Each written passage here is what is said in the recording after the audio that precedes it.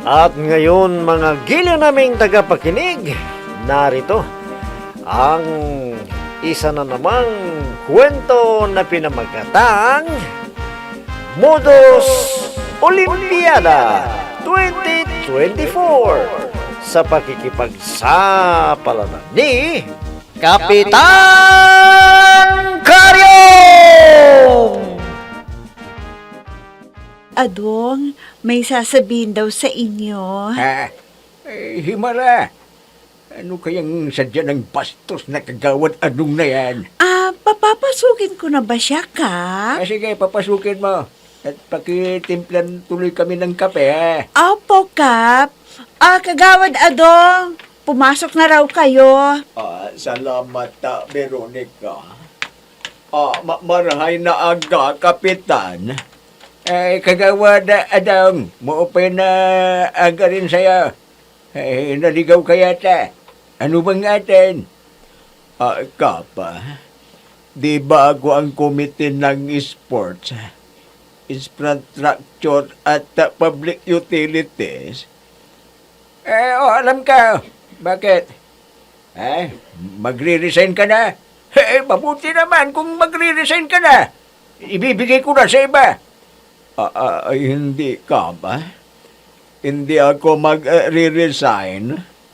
Kuwan na. May imumungkay lang sana ako kung papayag ka.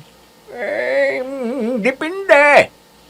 Bakit anong klaseng mungkahi yan, kagawad Adong? Napansin ko kasi nga malapit na naman ang eleksyon sa barangay. Naiiyan na rin akong parang wala tayong matinong proyekto. Kaya napag-isip ko na gawin ko na ang nararapat para naman may maituro tayo na sa mga tao na natapos na proyekto. Dahil malapit na naman ang halalan sa 2025 na, hindi ba? Maganda yung naisipan mo, kagawad. Pero ano naman ang binabalak mong proyekto sa barangay natin? That is very nice question, Kapa. Ito, ipapaliwanag ko sa iyo. Pakinggan mo ako. Makinig ka nga mabuti. Sige, paliwanag mo. Makikinig ako, kagawad Buisit. Kagawad Adong pala.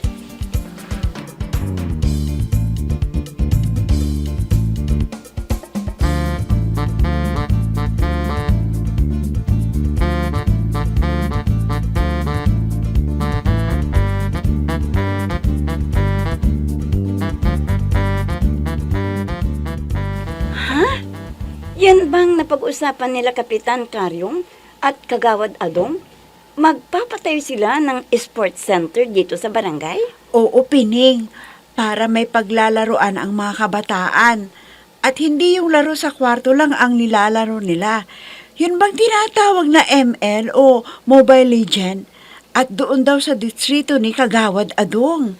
Parang mahirap gawin yun At saka, parang himala na makipag-usap si Kagawad Adong kay Kapitan. Oo nga nakapagtataka. Pero nangyari na, di ba? At pumayag na si Kapitan sa mungkahi ni Kagawad Adong.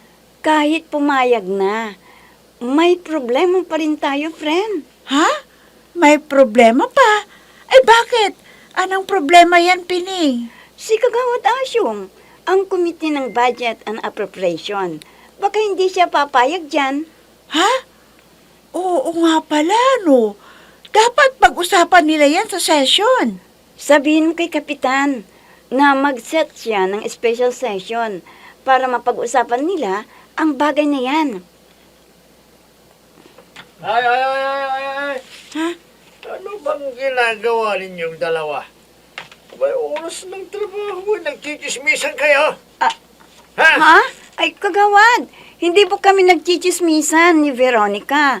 May pinag-uusapan lang kami. Oo naman, Kagawad. Hindi kami nagchichismisan, ano? Talagang may pinag-uusapan lang kami. Oras ng trabaho, nag-uusap kayo. Chismis yan! Oy, Nasaan ba si Tarantado? Ay, si Ka pala, ha? Wala po siya, kagawad gago. Ay, stay, kagawad asyong pala. Umuwi na sa bahay nila. Aba, tingnan mo nga naman, ano. Siya ang punong barangay o umaalis. Ano bang klaseng barangay official ang taong yon? Masyadong pabaya. Tawagan mo siya sa cellphone niya at papuntahin dito. Sabihin niyo, nandito ako at gusto ko siyang makausap ng masinsinan. Naintindihan ninyo? Opo, kagawad.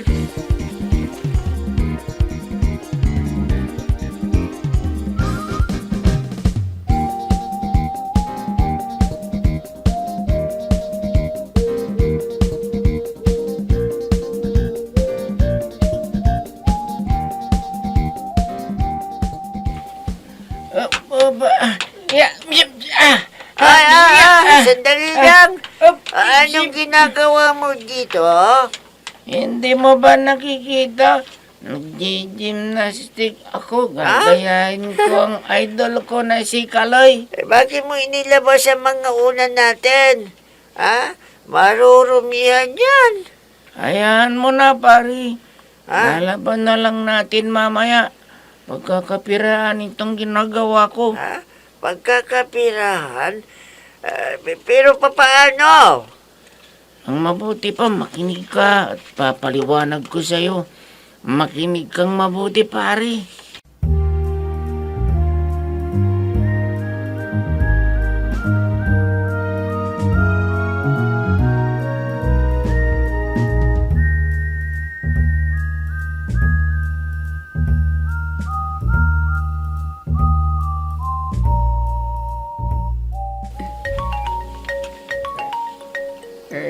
May tumatawag. Si Veronica pa na ito. Ano ko yung sasabihin ng babaeng ito? Ay, sino naman yan tumatawag sa cellphone mo? Sino? Karyaong? Si Veronica, my love ka. Ay, Kwan! Yung sekretary ng barangay. Ganon. Akin na nga yung cellphone mo. Punyang, akin ang cellphone ka. Baka may importanteng sasabihin nila sa akin Hay, ikaw na babae ka. Tinatawag-tawagan mo pa ang asawa ko. Ang landi mo. Oy, Punyang, pangit. Sobra ka na. Bakit mo pinatay ang cellphone ni Bayaw? Bakit? Gusto mo na ikaw ang patayin ka, kuya? Gusto mo? Punyang, Ang pusa kay nagduadaga.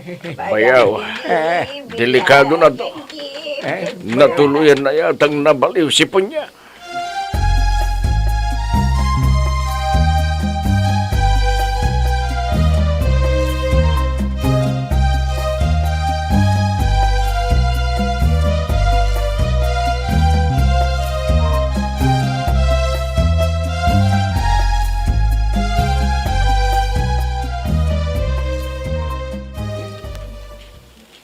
Manjing, sigurado ka ba na magtatagal sa bahay nila si Kapitan Karyong? Oo, pare boy.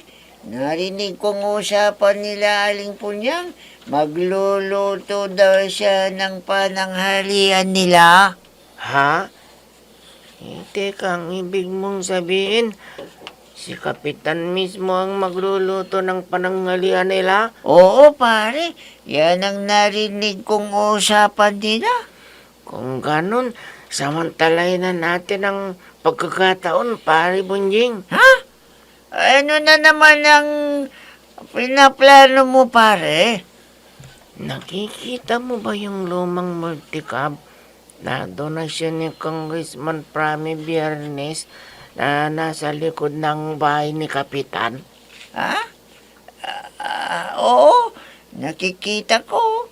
Pero alam ko na yung pinaplano mo, pare. Luma na yung gulong niya. Baka hindi na maibinta. Mabuking pa tayo. Tanga, hindi natin titirahin yung gulong ng multicab na yan. Ha? Hindi natin titirahin ng gulong. Anong titirahin natin dyan? Yung makina? Naku, mabigay yan, pare. Bakit bubuhatin ba natin yan? Hindi, Bunjing. Hihilain lang natin yan. Tapos, papalitan ng kulay. Ha? Saan naman natin yan ibibinta? Saan pa? Di sa mga may negosyong bumibili ng paninda nila sa farm. Kapag nahila natin yan, ibenta natin ng mura para mabili kagad. At may pambili tayo ng mga kakailangan natin sa gymnastic gym na ipapatayo natin para sa ating dalawa. Ha? Pare? Sige na, Bunjing. Ikaw ang humila dahil malakas ka pa. Halika na. Bilisan mo habang abala pa si Kapitan na nagluluto. Halika na, pare Bunjing. Dalian mo na.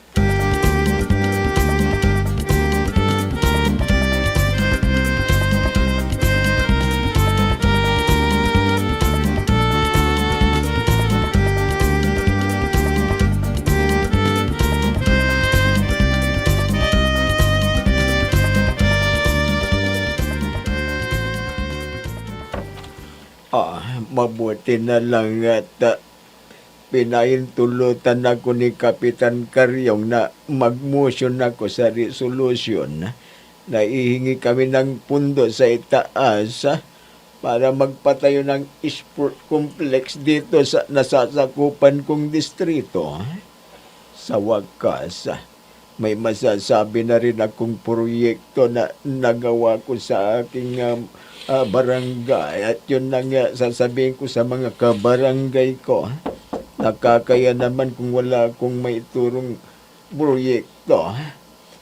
Malapit na ang halalan. May kumakatok. Sandali lang, nandyan na. Sino kaya itong istorbo? Baka may parcel akong dumating. Mabuksan nga ang pinto. Sino ang... ikaw pala, pare Asyong. Alika, pumasok ka. At mag-inuman tayo. At saka, saka tayo... magkantaan pa tayo. Marami akong minus-1 na bago. Bago natin umpisaan, uminom muna tayo. Magkantahan. Magkantahan yung mukha mo, gago, traidor. Ha? Traidor ka pala, pare Adong.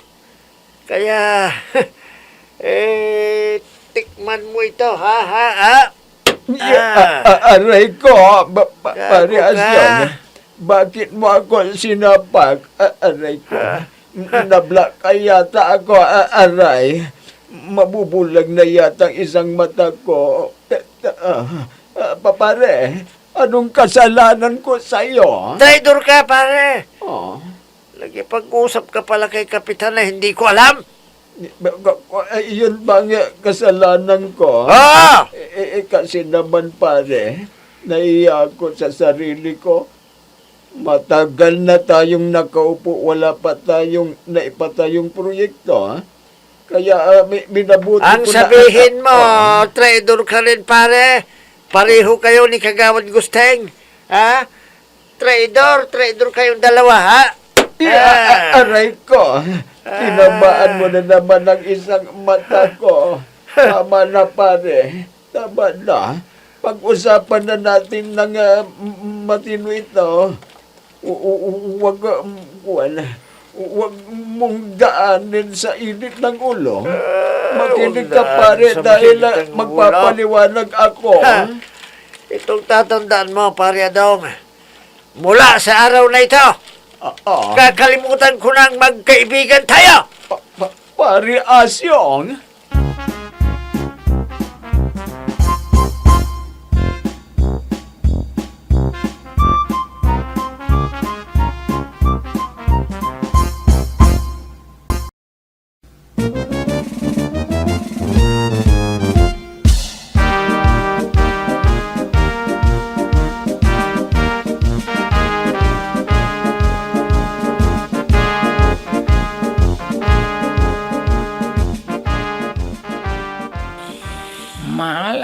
Malas Bunjing. Napakamalas naman.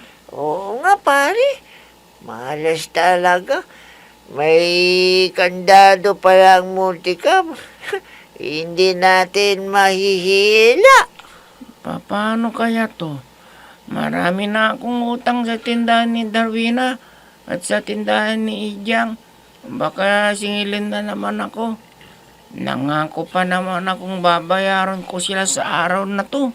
Akala ko, makakabili na tayo ng kailangan natin sa pagpapatayo ng gym natin. Ha? Pare Bunjing, narinig mo ba yung naririnig ko? Ha? Ano kaya yun? Yung tinaling mano ni Mang Landoy, parang umiiyak. Nagugutim din yata siya. Oo. Ayos. Makakabayad na ako ng utang. At makakabili pa tayo ng gamit natin. Anong binabalak mo na naman, pare? Nanakawin natin yung tinaling manok ni Mang Landoy? Ano pa nga ba? Wala tayong hanap buhay. Di yan na lang munang diskartehan natin. Pero, Wala pare na yung boy, pero, baka... pare. Ano? Ikaw ang kumuha. Ipasa mo sa akin ang tali at ihilahin ko sa kabilang pader. Kumilos ka na para makakain na tayo ng masarap at makabili ng gamit pang gymnastic.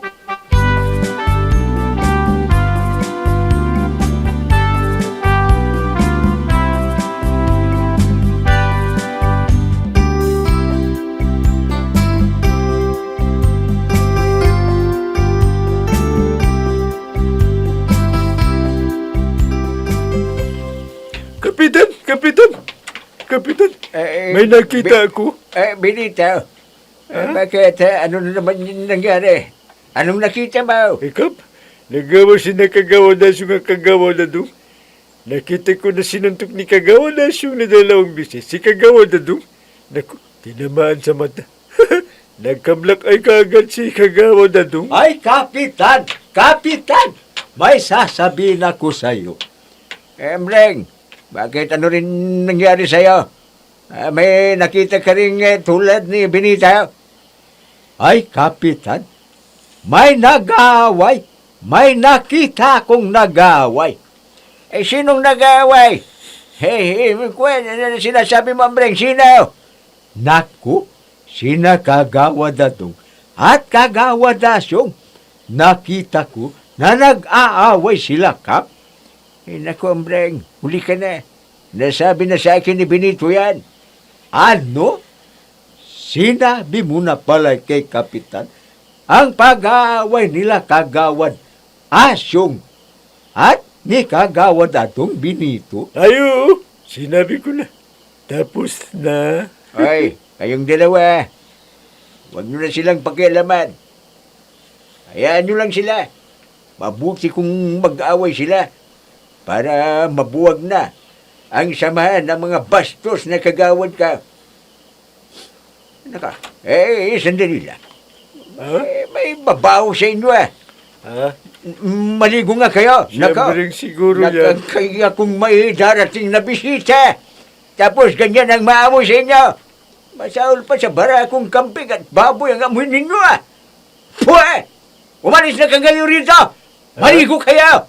Ay, Opo, Kapitan. Kapitan. Opo.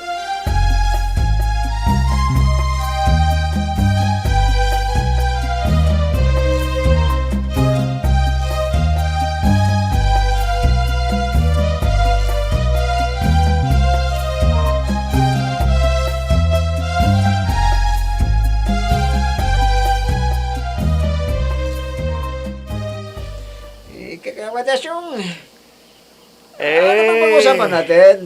Tinawag ko kayong lahat bukod kay Kagawa Dadong dahil may mahalaga tayong pag-uusapan. May malaga tayong pag-usapan. Ano yun, Ano yun, Kagawad Dasyong? Alam nyo, tinraidor tayo ni Kagawa Dadong. Nakipag-usap pala siya kay Kapitan Karyong na hindi natin alam. Kwan!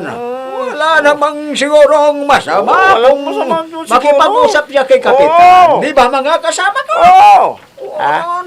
Ang ibig niyo bang sabihin na haya lang natin siya na makipag-usap, na mag-isa kay Karyaw? Ganun ba yun? Di naman pwedeng pigilan. Kung yun ang gusto niya, kagawa. Yan ang gusto niya eh. Kung siya Wala naman gusto siya. nga makipag-usap kay Kapitan, okay lang. Ay, di ba mga kasama? Oo naman! Okay lang Wala. yan. Kaya wala siya. Walang problema. Walang masama. Oo, tama.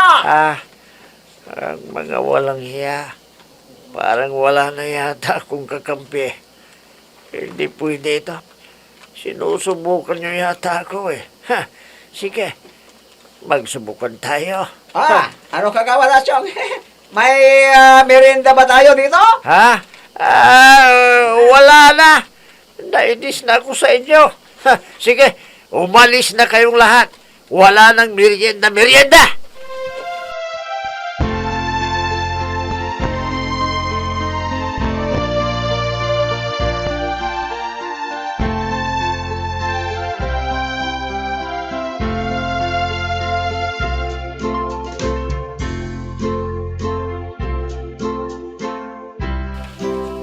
Ay, maraming salamat.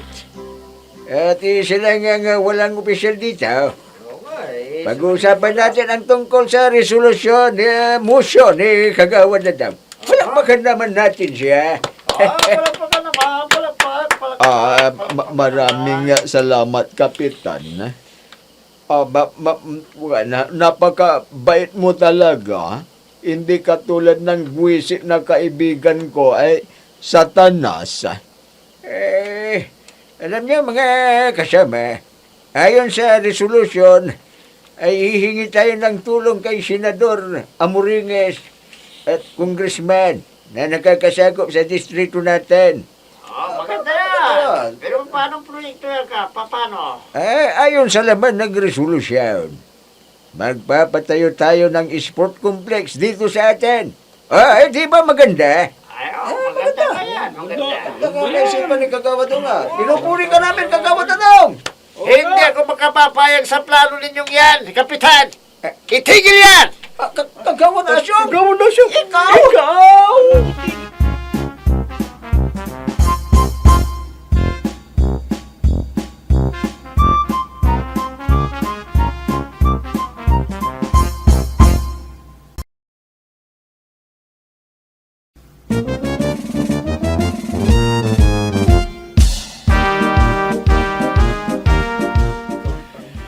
Mapipigilan kaya ni Kagawad Asyong ang planong proyekto?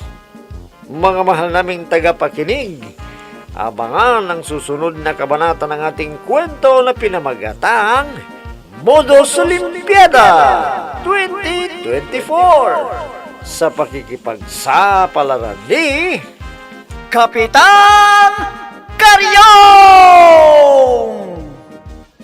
Mga nagbibigay buhay sa ating dula ay sina Mayra Abrihal Narnola, Susan Malikdam, Robert D. Guzman, Ami Diaz, Oscar Ora, Jun Cabato, Technical Supervision at sa musika ni Oscar Ora, nilapatan ng tunog ni Robert D. Guzman, mula sa panulat at direksyon ni Oscar Ora.